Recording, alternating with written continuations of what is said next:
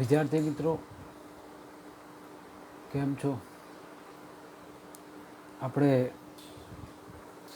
Last લેક્ચરની અંદર ન્યૂટનના ગતિના નિયમો આપણે નવું ચેપ્ટર ચાલુ કરેલું છે. પ્રકરણ નંબર 5 ગતિના નિયમો.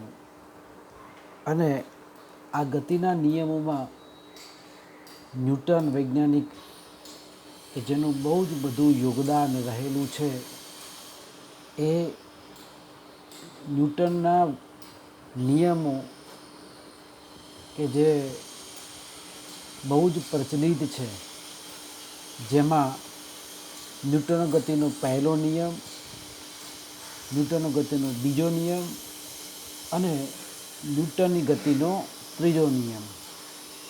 એ પૈકી પહેલો નિયમ અને બીજા નિયમ વિશે આપણે થોડું ઘણું ભણી ગયા છીએ. કે જે પૈકી ન્યૂટનનો પ્રથમ નિયમ છે એ બળની વ્યાખ્યા આપે છે. શું આપે છે? બળની વ્યાખ્યા આપે છે. કે જેમાં જ્યાં સુધી કોઈ પદાર્થ પર બાહ્ય બળ ન લાગે ત્યાં સુધી સ્થિર પદાર્થ સ્થિર રહેશે અને ગતિમાન પદાર્થ પોતાની ગતિ ચાલુ રાખે છે. એ જ પછી ન્યૂટનનો ગતિનો બીજો નિયમ જે બળનું મૂલ્ય આપે છે. આપણે ગયા લેક્ચરમાં બળનું સૂત્ર મેળવ્યું, F બરાબર ma. સ્મોલમાં લખવું હોય તો પણ લખી શકાય, F બરાબર ma. આ સૂત્ર આપણે વેગમાનના નિયમને આધારે મેળવ્યું, જેમાં m એટલે પદાર્થનું દળ, a એટલે એનો પ્રવેગ. કોઈ પણ પદાર્થ હોય તો એનું દળ અને વેગનો ગુણાકાર, પ્રવેગનો ગુણાકાર એટલે એ પદાર્થ પર લાગતું બળ એ આપણે સમજી શકીએ છીએ. કોઈ પણ મૂલ્ય શોધવું હોય તો મૂલ્ય પણ આ સૂત્રને આધારે આપણે શોધી શકીએ. હવે આ નિયમને આધારે તમે જાણો છો કે આનું ધારો કે પારિમાણિક સૂત્ર જો બનાવવું હોય તો દળ એનું પારિમાણિક સૂત્ર m1 અને પ્રવેગ એટલે અંતર ભાગ્યા સમયનો વર્ગ એટલે L1t-2. તો પરિણામે ભેગી રીતે આપણે બળ Fનું પારિમાણિક સૂત્ર લખીએ તો m1 L1t-2 એ એનું પારિમાણિક સૂત્ર છે. જો એકમની જ્યારે જો ચર્ચા કરવામાં આવે તો તમે જો કે એકદમ સરળ. m એટલે દળ, એનો એકમ કિલોગ્રામ, a એટલે પ્રવેગ, તો પ્રવેગનો એકમ મીટર પ્રતિ સેકન્ડ સ્ક્વેર. એટલે કે બળનો એકમ કિલોગ્રામ મીટર પ્રતિ સેકન્ડ સ્ક્વેર છે. પણ આપણે આવડો મોટો એકમ ન લખતા બળનો શોધક કોણ છે? ન્યૂટન છે. માટે આને આપણે ન્યૂટન વડે દર્શાવીએ છીએ. આમ બળ F અને એનો એકમ n એટલે કે ન્યૂટન એમ આપણે કહી શકીએ. બરાબર? ઓકે. આ MKS પદ્ધતિમાં એનો એકમ છે, MKS પદ્ધતિમાં. પણ એના કરતાં નાનો એકમ પદ્ધતિ જે CGS છે, તો CGSમાં આપણે યાદ રાખવાનું 1 ન્યૂટન બરાબર 10⁵ ડાઇન જેટલું મળે. 1 ન્યૂટન એટલે 10⁵ ડાઇન. બરાબર? તો એ તમે ફેરફારના આધારે પણ કરી શકો કે કિલોગ્રામ છે એના ગ્રામમાં. જો આપણે આમ તમે જો કે બળનો એકમ કયો કીધો તો કિલોગ્રામ મીટર પ્રતિ સેકન્ડ સ્ક્વેર. હવે આના આધારે 1 કિલોગ્રામ છે એને ગ્રામમાં ફેરવી એટલે 10³ ગ્રામ. પછી મીટર છે એના સેન્ટીમીટરમાં ફેરવો તો 10² સેન્ટીમીટર અને છેદમાં સેકન્ડનો વર્ગ. તો એ સંદર્ભમાં આ કેટલા છે? 10³ આ છે 10² એટલે ઘાતાંકોનો સરવાળો થાય. 10³ + 2 ગ્રામ સેન્ટીમીટર પ્રતિ સેકન્ડ સ્ક્વેર એટલે કે 10⁵ અને આ જે એકમ છે એને આપણે ડાઇન વડે દર્શાવીએ છીએ.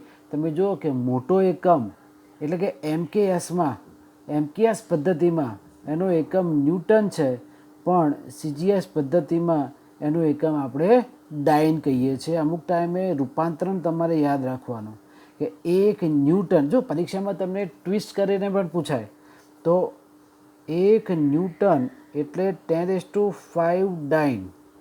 એની જગ્યાએ તમે એમ લખે કે 1 ડાઇન બરાબર ખાલી જગ્યા ન્યૂટન. વિદ્યાર્થી ઉતાળમાં 10⁵ લખીને આવે, ઉતાળમાં 10⁵ લખીને આવે જ અને કહે છે સાચું જ છે, પણ ના, 10⁻5 થાય, કેમ કે આ છેદમાં જતું રહે, છેદમાં જાય આ પદ એટલે કેટલી ઘાત થાય? 10⁻5 થાય. એટલે આપણે સમજવાનું કયો સંબંધ પૂછ્યો છે તે 1 ન્યૂટન બરાબર 10⁵ ડાઇન અને 1 ડાઇન બરાબર 10⁻5 ન્યૂટન. એનું પારિમાણિક સૂત્ર આપણે મેળવ્યું m1L1T-2 બરાબર. ઓકે, હવે આ જે પરિણામ જે છે એ પરિણામને આધારે કેટલાક આપણે 1-2 પરિણામ જોઈએ કે જો પદાર્થ પર બળ નથી લાગતું, F બરાબર 0, F બરાબર 0, આનો મતલબ શું થાય કે F બરાબર 0 નો મતલબ શું થાય કે પદાર્થ પર બાહ્ય બળ લાગતું નથી, બાહ્ય બળ લાગતું નથી. જો પદાર્થ પર બાહ્ય બળ નથી લાગતું એનો મતલબ શું થાય કે આપણને ખબર છે કે F બરાબર ma બરાબર 0, કોઈ પણ પદાર્થનું દળ 0 હોઈ શકે નહીં. તો આ તો 0 ન હોય તો શું 0 હોઈ શકે?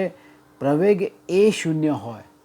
તમે જુઓ કે અહીંયા F બળ નથી લાગતું એનો મતલબ થાય કે દળ તો હોય જ, પણ એ એટલે પ્રવેગ, પ્રવેગ શું છે એનો? 0 છે. હવે આ પ્રવેગ એટલે શું તમને ખ્યાલ હોવું જોઈએ. પ્રવેગ એ એટલે વેગમાં થતો ફેરફાર, વેગમાં થતો ફેરફાર. પણ ધારો કે વેગમાં ફેરફાર જ ન થતો હોય, વેગમાં થતો ફેરફાર પણ વેગમાં ફેરફાર જ ન થતો હોય, એ કન્ડિશનમાં આપણે કહી શકીએ કે ત્યાં પ્રવેગ કેવો કહેવાય? 0 કહેવાય. અને એ સંજોગોમાં આપણું પરિણામી બળ 0 હોઈ શકે. બરાબર. તો આ રીતે જો F બરાબર 0 હોય તો A બરાબર 0 હોય અને એનો મતલબ એ થાય કે વેગમાં ફેરફાર થતો નથી. બરાબર. એ એટલે વેગમાં થતો ફેરફાર, પણ એ બરાબર 0 નો મતલબ શું થઈ જાય કે વેગમાં ફેરફાર થતો નથી. વેગમાં ફેરફાર નથી થતો એટલે શું કહેવાય? વેગ કે v કેવો કહેવાય? અચળ કહેવાય. એટલે અહીંયા જો પદાર્થ પર બાહ્ય બળ નથી લાગતું તો પ્રવેગ એ 0 હોય. પ્રવેગ એટલે વેગમાં થતો ફેરફાર, પણ એ બરાબર 0 હોવાથી આપણે કહી શકીએ કે એમાં વેગમાં ફેરફાર થતો નથી. વેગમાં ફેરફાર નથી થતો એનો મતલબ શું થાય? વેગ અચળ છે એમ આપણે કહી શકીએ. બીજું, આપણે ત્રિપરિમાણમાં જ્યારે ચર્ચા કરતા હોઈએ ત્યારે હંમેશા એટલી બાબત તમારે ધ્યાન રાખવાની કે Fx એટલે x દિશામાં લાગતું બળ. 3 દિશામાં આપણે બળ હોય. Fy એટલે y દિશામાં લાગતું બળ, અને ત્રીજું Fz એટલે કે z દિશામાં લાગતું બળ. એની જગ્યાએ આપણે લખી શકીએ F બરાબર max, Fy may, Fz એટલે maz. આનો મતલબ એ થાય કે x દિશામાં લાગતું બળ બરાબર m એટલે દળ અને x દિશાનો પ્રવેગ. y દિશામાં લાગતું બળ એટલે એનું દળ અને y દિશાનો પ્રવેગનો ગુણાકાર. z દિશામાં લાગતું બળ એટલે પદાર્થનું દળ અને z દિશામાં એનો પ્રવેગ. તો આ રીતે બળ છે એ બળ ક્યાં તો x દિશા અથવા તો y દિશા અથવા તો z દિશા છે એમ આપણે કહી શકીએ. બીજું અહીંયા એક સરસ એક કન્ડિશન છે. આ આપણું બીજી નોંધ. 3 દિશામાં બળ હોઈ શકે. હવે કોઈ પણ પદાર્થ છે એ પદાર્થ ઉપર બાહ્ય બળ ક્યારે તમે લગાડો છો. એક પદાર્થ છે એને તમે ક્યારે બળ લગાડો છો, બરાબર, એ ક્ષણે એક્ઝેક્ટ તાત્ક્ષણિક ક્ષણે એ જ ક્ષણે તે બિંદુએ એ પદાર્થ પર બળ લાગે છે ત્યારે એનો પ્રવેગ એ નક્કી કરવામાં આવે. એના પહેલાં શું હતું એને આપણે કંઈ લેવા દેવા છે નહીં. તમે જુઓ કે એક ટ્રેન આમ ચાલે છે, છુક છુક છુક છુક છુક છુક છુક છુક છુક ટ્રેન ચાલી, બરાબર. હવે એ ટ્રેનમાંથી ટ્રેન ધારો કે પ્રવેગી જ છે. હવે એ ટ્રેન છે એ ટ્રેનમાંથી બહાર તમે કોઈ પથ્થર નાખી દો તો એ વખતે પથ્થરને બહાર નાખી દીધો. હવે તમે નાખો છો એ પ્રવેગ છે એ પથ્થર સાથે સંકળાશે. આ ટ્રેનમાં જે પ્રવેગ હતો એ પ્રવેગ એ શું થઈ ગયો, ભૂલી ગયો, નાતો પૂરો થઈ ગયો એનો. લો, જ્યાં સુધી પથ્થર ટ્રેનમાં હતો ત્યારે ટ્રેનનો પ્રવેગ છે એ જ પથ્થરનો પ્રવેગ આપણે કહી શકીએ. પણ જ્યારે બારીમાંથી બહાર નાખી દીધો છે ત્યારે હવે પછીનો ટ્રેનનો પ્રવેગ છે એને અને આ પથ્થરનો જે પ્રવેગ છે એને કંઈ લેવા દેવા હોતું નથી. એનો મતલબ એ થાય કે પ્રવેગિત ટ્રેનમાંથી, આ ટ્રેન પ્રવેગી છે, આગળ વધતી જાય છે, તો પ્રવેગિત ટ્રેનમાંથી બહાર પડવા દીધેલા પથ્થરને તે પછીની ક્ષણે સમક્ષિતિજ દિશામાં કોઈ પ્રવેગ હોતો નથી.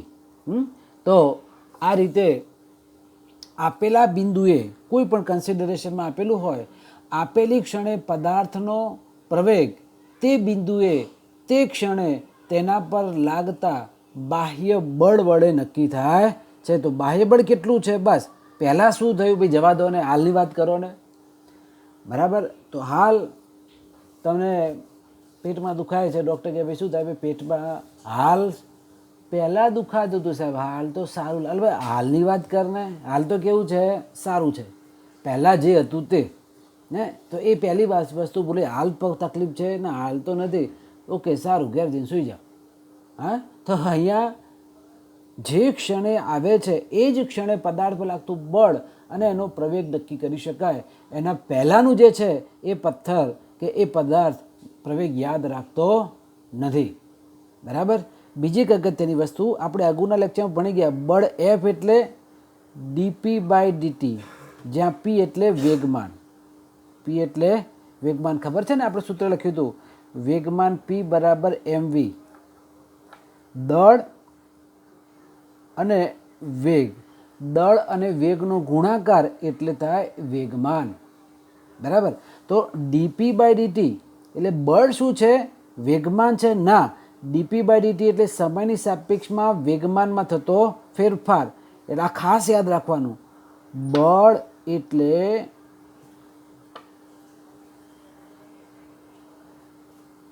વેગમાનમાં થતો ફેરફાર. બળ એટલે વેગમાનમાં થતો ફેરફાર. એટલે જો વેગમાનમાં ફેરફાર થતો હોય તો જ બળ મળે. જો વેગમાનમાં ફેરફાર ન થતો હોય તો બળ મળતું નથી. ધારો કે કોઈ પદાર્થ સ્થિર છે, હે, તમે જો કે પદાર્થ સ્થિર હોય તો અહીંયા તમે જો કે પી એટલે એમવી, આ વેગ કેવો હોવાનો, શૂન્ય. કેમ શૂન્ય કીધો, કારણ કે અહીંયા પદાર્થ કેવો કીધો છે, મેં સ્થિર કીધો છે. સ્થિર પદાર્થ માટે વેગ કેવો, 0. વેગ 0 હોય તો વેગમાન પી કેવું થઈ જવાનું, 0. એટલે વેગમાનમાં કોઈ ફેરફાર થવાનો નથી. એનો મતલબ એ કે પદાર્થ ઉપર કોઈ બળ લાગતું નથી. તો આ રીતે જ્યાં સુધી એના વેગમાનમાં ફેરફાર નહીં થાય ત્યાં સુધી પદાર્થ પર બળ લાગતું હોતું નથી. આ આપણે એક વસ્તુ આપણે યાદ રાખવાની. ખ્યાલ આવ્યો? આ રીતે ક્યાંક પ્રશ્નોમાં ને એમાં, દાખલામાં ને એમાં આપણે એનો ઉપયોગ કરીશું ત્યારે ચર્ચા થોડીક વધારે કરીશું. હવે બીજો એક શબ્દ આવે છે, બળનો આઘાત કોને કહેવાય. બળ તો ખ્યાલ આવી ગયો ને, બળનો આઘાત.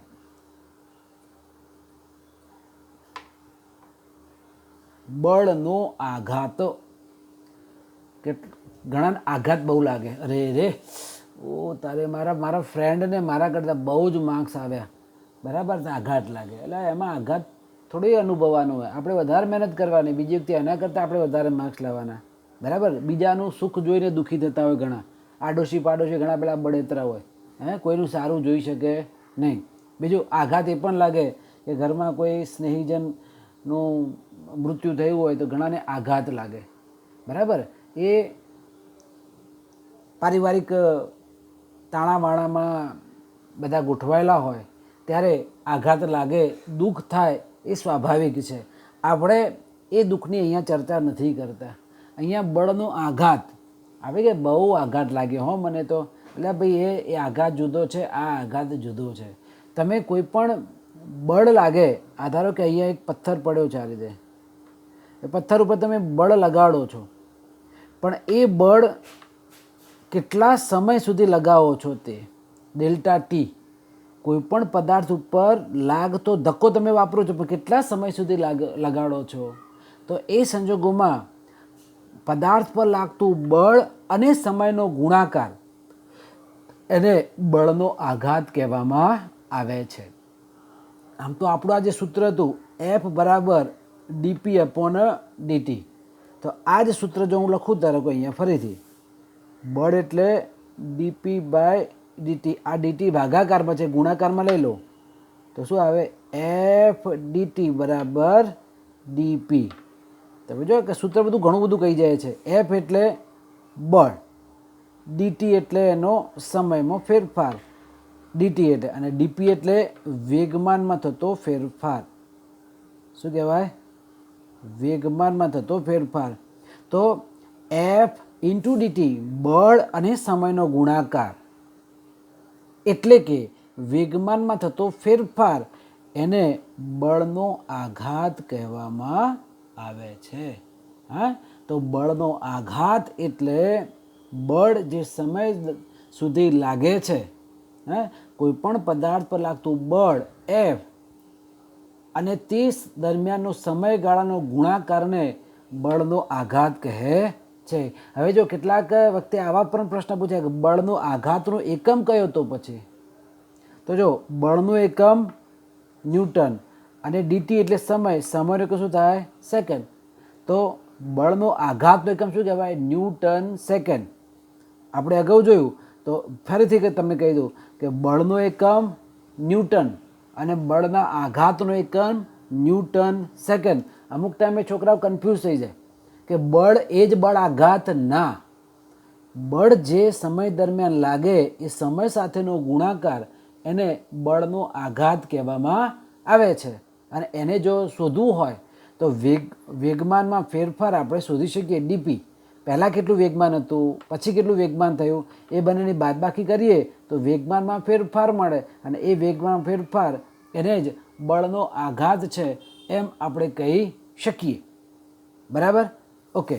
હવે ન્યૂટનનો ગતિનો બીજો નિયમ, અને એના પછી આપણે એક બીજી બાબત સુધી પહોંચીએ, જેમાં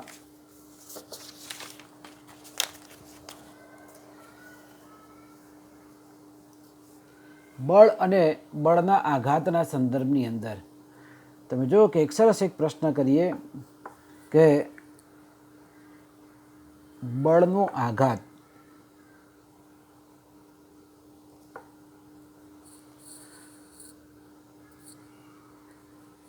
પદાર્થ પર લાગતું બળ એફ અને તે લાગતું હોય તે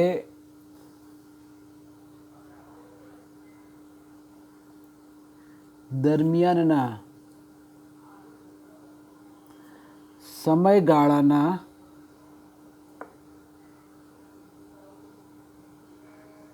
ગુણાકારને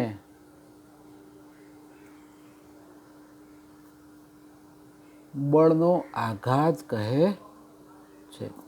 હું એક સરસ મજાનો પ્રશ્ન તમને અહીંયા રજૂ કરું કે એક ક્રિકેટર છે, પોતાના તરફ આમ એક 12 મીટર પ્રતિ સેકન્ડના વેગથી એક દડો આવે છે. અહીંયા કેટલો વેગ છે? 12 મીટર પ્રતિ સેકન્ડ. અને એ આ જે દડો છે, આ દડો છે, એનો વેગ આપેલો છે 12 મીટર પ્રતિ સેકન્ડ અને એનું દળ આપેલું છે 150 ગ્રામ, એટલે એમ આપેલું છે. તો 150 ગ્રામનો દડો 12 મીટર પ્રતિ સેકન્ડના વેગથી આવે છે. ત્યારે અહીંયા આ એક બેટ્સમેન છે. કુલ્ફી લે જેવું લાગે નહીં તમને? પણ આ બેટ છે, કુલ્ફી નથી. આ બેટ છે અને એ બેટથી એ 480 ન્યૂટન જેટલા બળથી ફટકારે છે અને 20 મીટર પ્રતિ સેકન્ડના વેગથી અહીંથી એ ફટકારે એટલે દડો પાછો ફરે છે. અહીંથી અહીંયા દડો અથડાણો, એ દડો પણ આ રિટર્નમાં એનો વેગ 20 મીટર પ્રતિ સેકન્ડ થાય છે. તો બેટ અને બોલની વચ્ચેનો સંપર્ક સમય શોધો. તો આ બોલ અહીંયા અથડાણો બેટ સાથે, તો કેટલા સમય સુધી એ સંપર્કમાં રહ્યો છે દડો? બહુ ઓછી સેકન્ડ આવે ને. તો એ સમયગાળો આપણે શોધવો છે. પ્રશ્ન તમે સમજો કે 150 ગ્રામનો એક દડો 12 મીટર પ્રતિ સેકન્ડના વેગથી એક બેટ્સમેન તરફ જાય છે, પણ એ બેટ્સમેન કેટલું બળથી ફટકારે છે? 480 ન્યૂટન બળથી એને ફટકારે છે અને એ દડો ફટકારતા 20 મીટર પ્રતિ સેકન્ડના વેગથી ગતિ આમ થાય છે એની વિરુદ્ધ દિશામાં, એટલે ફોલો થ્રુમાં એ પાછો ફેંકે છે. તો અહીંયા સંપર્ક સમય આપણે શોધવો છે. ચલો હવે તમે જુઓ કે અહીંયા બે વેગ થયા. આ એક વેગ v1 કહી દઈએ, પાછો વેગ આવે છે ને v2 કહી દઈએ, બરાબર? ઓકે. હવે અહીંથી આ બાજુ વેગ અને આ બાજુ વેગ સદિશ રાશિ છે. સદિશ રાશિ હોવાથી એકને ધન કહેવાનું અને બીજાને ઋણ કહેવાનું. ઓકે. હવે દડો ફટકારે છે તો પહેલાં કેટલું દળ હતું? 150. પછી કેટલું રહેવાનું? દડાનું દળ તો એનું જ રહેવાનું, થોડું દડાનું દળ ઓછું થઈ જાય, હા, પણ એના વેગમાનમાં ફેરફાર જરૂર થશે. તો આપણે લખીએ કે ધારો કે આમ જાય છે અને વેગ v1 કહી દઈએ. ધારો કે પ્રારંભિક વેગ v1 બરાબર -12 મીટર પ્રતિ સેકન્ડ. પછી ફટકારે છે ત્યારે એનો અંતિમ વેગ કેટલો થાય છે? 20 મીટર પ્રતિ સેકન્ડ થાય છે, બરાબર? ઓકે. પછી કેટલું જે આપેલી માહિતી આપણે લખીએ છીએ, કેટલું બળ લગાવે છે? તો લાગતું બળ F બરાબર 480 ન્યૂટન, બરાબર? ઓકે. પછી એ દડાનું દળ એમ કેટલું આપેલું છે? 150 ગ્રામ. હવે તમે જુઓ અહીંયા મીટર પ્રતિ સેકન્ડ છે, સેન્ટીમીટર પ્રતિ સેકન્ડ નથી. અહીંયા 480 ન્યૂટન છે, ડાઈ નથી, એટલે આ એકમો બધા MKSના એકમો છે. તો આ દળને પણ કિલોગ્રામમાં ફેરવવું પડે. તો ગ્રામને કિલોગ્રામમાં ફેરવવું હોય તો 1000 વડે ભાગવા પડે. તો આને 150 ને 1000 વડે ભાગી દો તો આપણું 0.150 kg જેટલું દળ મળી ગયું, બરાબર? તો આ દળનો ફેરફાર થયો, આપણે MKSમાં આવી ગયું. ચલો હવે આપણે જે શોધવું છે એના સંદર્ભની અંદર જો જોઈએ કે વેગમાનમાં થતો ફેરફાર, વેગમાનમાં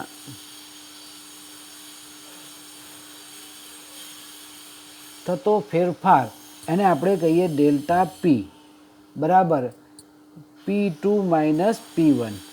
એનો મતલબ એ થાય કે અંતિમ વેગમાન માઇનસ પ્રારંભિક વેગમાન P2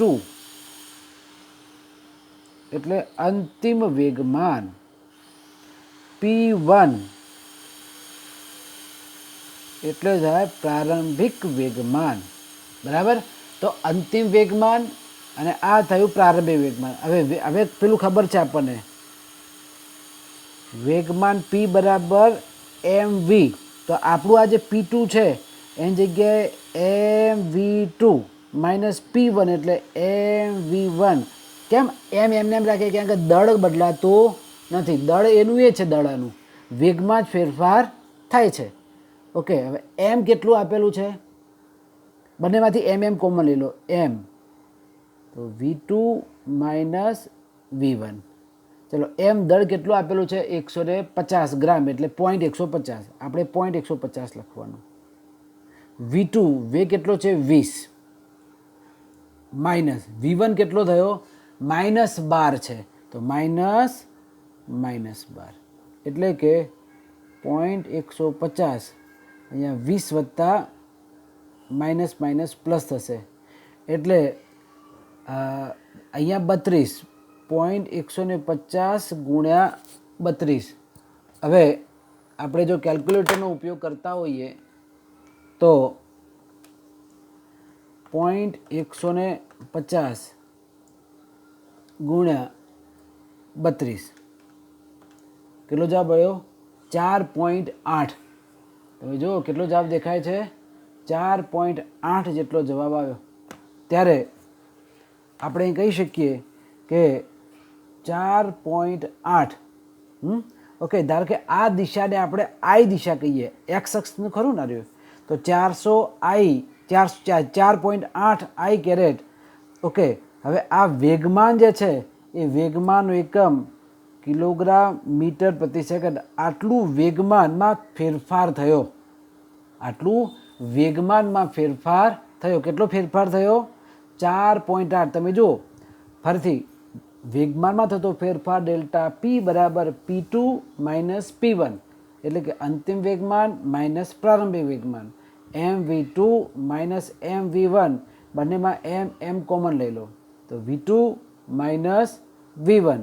તો m દળ કેટલું આપેલું હતું 0.150 દડાનું દળ, તો m બરાબર 0.150. v2 વેગ કેટલો છે 20, v1 કેટલો છે -12. કેમ માઇનસ લીધો પરસ્પર દિશા વિરુદ્ધ હતી માટે.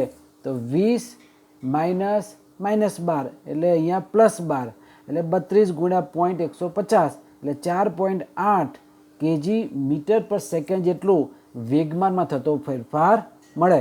આપણે શું શોધવું કેટલો સમય શોધવો છે.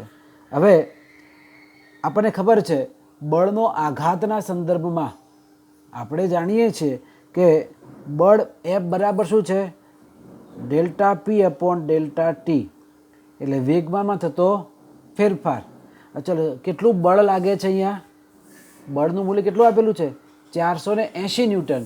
તો F બરાબર 480 ડેલ્ટા પી કેટલું મળ્યું 4.8 છેદમાં ડેલ્ટા ટી. હવે આ ડેલ્ટા ટી ઉપર લઈ જાઓ 480 નીચે લઈ જાય, ધેરફોર ડેલ્ટા ટી બરાબર 4.8 ભાગ્યા 480 અને આનો જો આપણે ગુણોત્તર લઈએ તો 0.01 સેકન્ડ બરાબર. તો એ સંદર્ભમાં તમે જોઈ શકો છો કેટલો બહુ સૂક્ષ્મ મળ્યો ને 0.01 સેકન્ડ.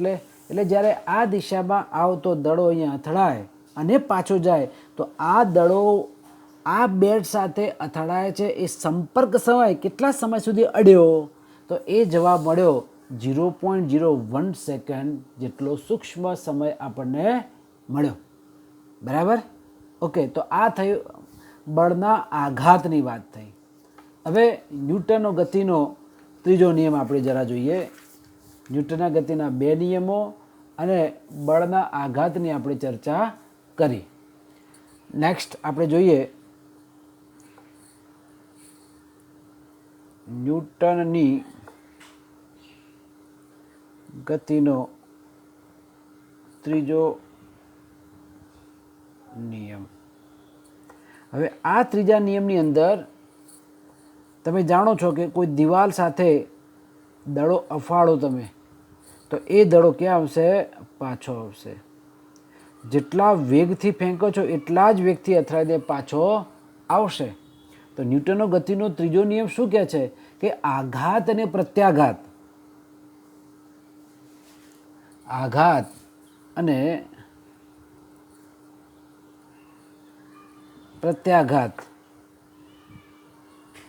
સરખા મૂલ્યના અને પરસ્પર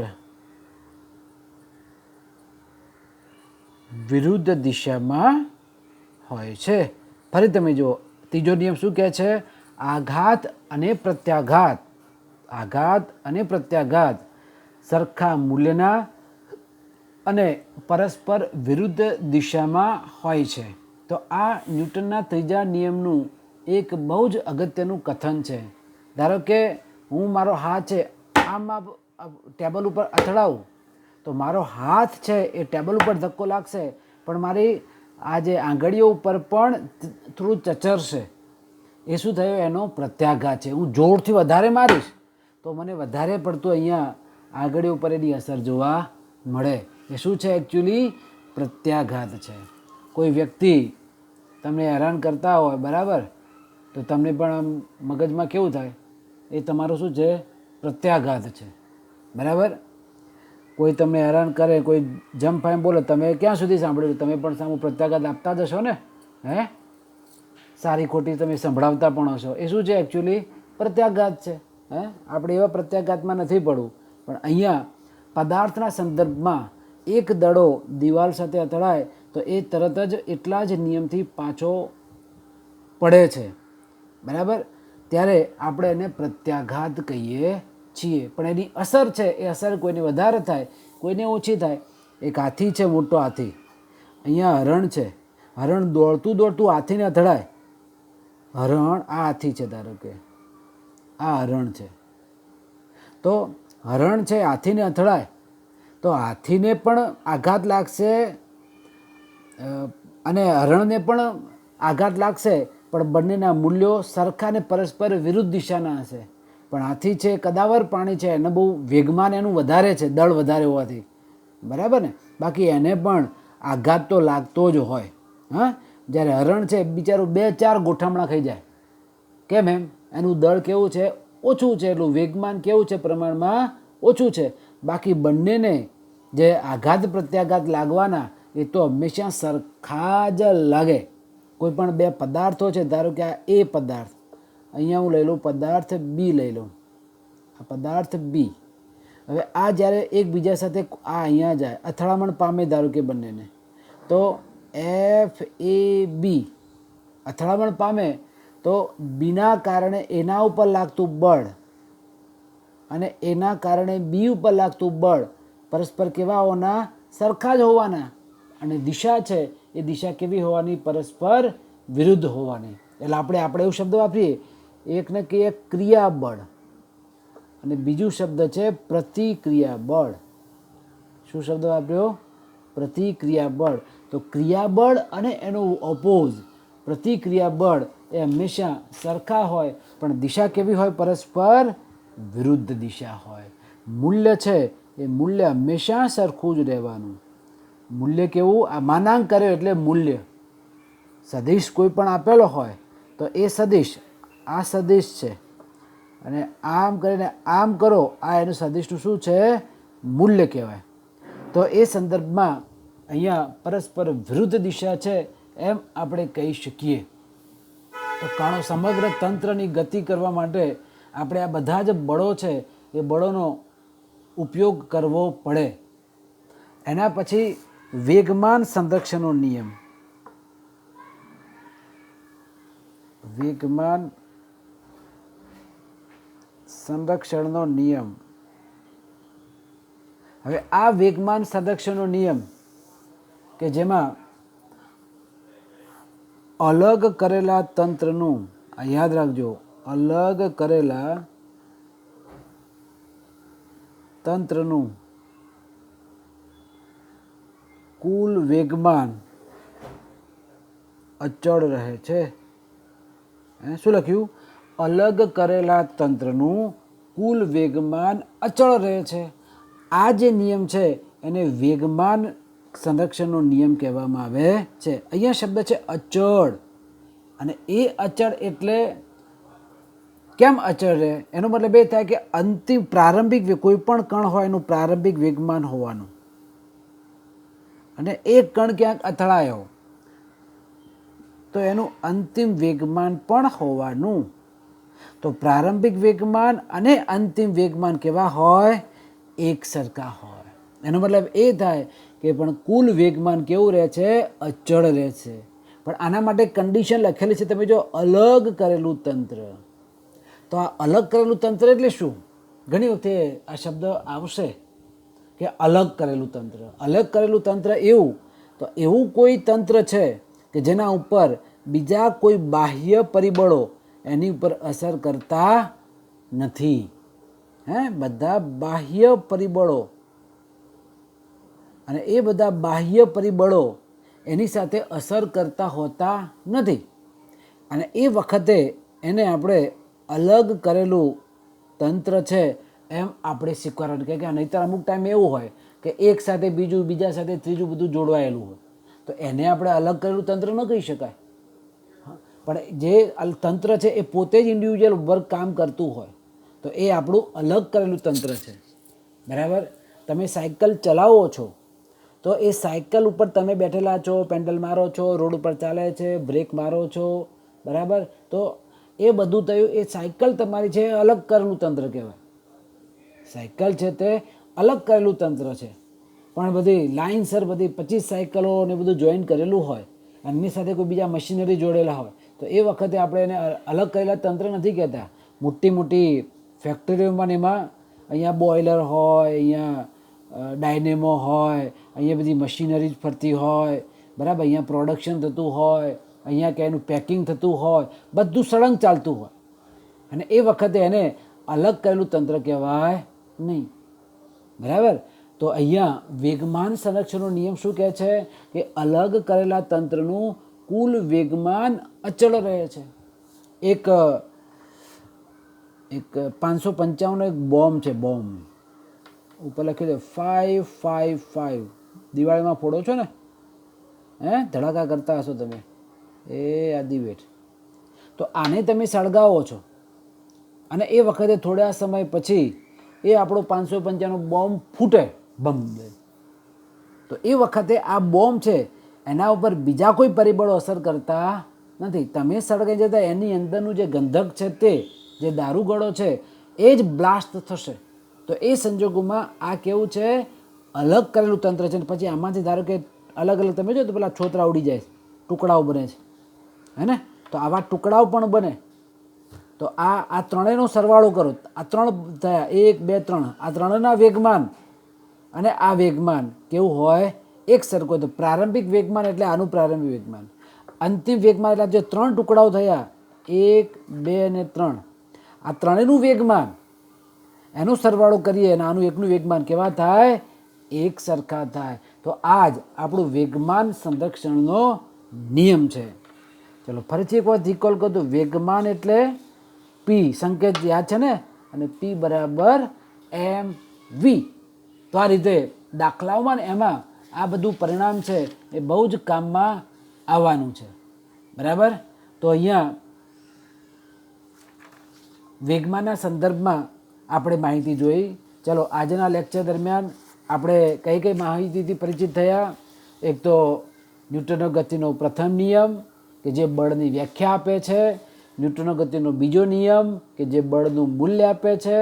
બળ F બરાબર ma, બળનું એકમ કિલોગ્રામ મીટર પ્રતિ સેકન્ડ સ્ક્વેર. આપણે કિલોગ્રામ મીટર પ્રતિ સેકન્ડ સ્ક્વેરની જગ્યાએ શું કહીએ છીએ? ન્યૂટન કહીએ છીએ. એનું પારિમાણિક સૂત્ર m1 L1 T-2. ઓકે, આ MKSમાં એકમ છે. CGSમાં એકમ શું છે? એનો એકમ ડાઇન છે. અને સંબંધ છે 1 ન્યૂટન એટલે 10⁵ ડાઇન થાય. કઈ રીતે થાય એ પણ મેં તમને અહીંયા સમજાવ્યું. એટલે અહીંયા 2 પરિણામ મેં લખ્યા છે. 1 ન્યૂટન બરાબર 10⁵ ડાઇન અને 1 ડાઇન એટલે 10⁻⁵ ન્યૂટન. હવે કોઈ પણ પદાર્થ માટે બળ F0, એનો મતલબ શું થાય? કે પદાર્થ પર બાહ્ય બળ લાગતું નથી. બાહ્ય બળ નથી લાગતું તો દળ તો શૂન્ય ન હોય. એનો મતલબ એ થાય કે પ્રવેગ કેવો છે? 0. પ્રવેગ એટલે વેગમાં થતો ફેરફાર. તો એ પ્રવેગ 0, એનો મતલબ એ થાય કે વેગમાં ફેરફાર થતો નથી. ફેરફાર નથી થતો એનો મતલબ થાય કે વેગ કેવો છે? અચળ છે. હવે જો 3 દિશામાં જો બળ લાગતા હોય તો એના આધારે Fx બરાબર max, Fy બરાબર may, Fz maz. હવે વેગમાન એટલે p બરાબર mv, હે ને? વેગમાન એટલે p બરાબર mv. હવે કોઈ પણ પદાર્થનો આ બીજા નિયમને આધારે બળ એટલે વેગમાનમાં થતો ફેરફાર. જો પદાર્થ સ્થિર હોય તો વેગમાન કેવો હોવાનું? 0 હોવાનું. એના પછી આપણે જોઈએ તો બળનો આઘાત એટલે શું? તો બળ જે લાગે છે તે અને સમય સાથેનો ગુણાકાર એટલે કહેવાય બળનો આઘાત કહેવાય. તો આપણે અહીંયા વ્યાખ્યા પણ લખી હતી બળના આઘાતની કે પદાર્થ પર લાગતું બળ F અને તે લાગતું હોય તે દરમિયાનના સમયગાળાના ગુણાકારને બળનો આઘાત કહે છે. પછી આ ક્રિકેટવાળો એક પ્રશ્ન કીધો, અહીંથી જાય છે અથવા પાછો આવે છે, 12 મીટર પ્રતિ સેકન્ડના વેગથી જે ગયો 20 મીટર પ્રતિ સેકન્ડના વેગથી પાછો આવ્યો, તો બેટ સાથેનો સંપર્ક સમય કેટલો અને કેટલા બળથી ફટકારે છે? 480 વેગથી. તો વેગમાનો થતો ફેરફાર એટલે P2 - P1, અંતિમ વેગમાન માઇનસ પ્રારંભિક વેગમાન. વેગમાન P બરાબર mv, mv2 - mv1, m common, v2 - v1. તો 0.150 વેગ v માઇનસ માઇનસ બાય એટલે માઇનસ માઇનસ પ્લસ થશે. 0.150 × 32 છે 4.8 જેટલું મળે. તો આપણું જે સૂત્ર હતું F બરાબર delta P by delta T, આ શોધવાનું છે આપણે. તો 480 ડેલ્ટા પી શોધ્યું 4.8 ભાગ્યા ડેલ્ટા ટી, તો આ ઉપર લઈ જાઓ 480 નીચે લઈ જાઓ. ડેલ્ટા ટી બરાબર 4.8 ભાગ્યા 480 એટલે 0.01 સેકન્ડ જેટલો જવાબ મળે. ક્લિયર? એના પછી ન્યૂટનનો ગતિનો ત્રીજો નિયમ, અને એ ન્યૂટનના ગતિના ત્રીજા નિયમમાં શું કહેવામાં આવે છે? આઘાત અને પ્રત્યાઘાત સરખા મૂલ્યના અને પરસ્પર વિરુદ્ધ દિશામાં હોય છે. છેલ્લે વેગમાન સંરક્ષણનો નિયમ કે જેમાં અલગ કરેલા તંત્રનું કુલ વેગમાન હંમેશા અચળ રહે છે. એટલે કે પ્રારંભિક વેગમાન અને અંતિમ વેગમાન હંમેશા કેવા હોય? એક સરખા હોય. પછી મેં તમને સમજાવ્યું કે અલગ કરેલું તંત્ર કોને કહેવાય? કે જેના ઉપર કોઈ બીજા બાહ્ય બળો લાગતા નથી, જેને આપણે અલગ કરેલું તંત્ર છે એમ આપણે કહી શકીશું. હવે પછી નેક્સ્ટ લેક્ચરમાં આના રિલેટેડ અગત્યના કેટલાક પ્રશ્નો અને દાખલાઓ છે એ સોલ્વ કરવા આપણે પ્રયત્ન કરીશું. આભાર વિદ્યાર્થીઓ. જય હિન્દ, જય Bharat, Vande Mataram. Thank you so much.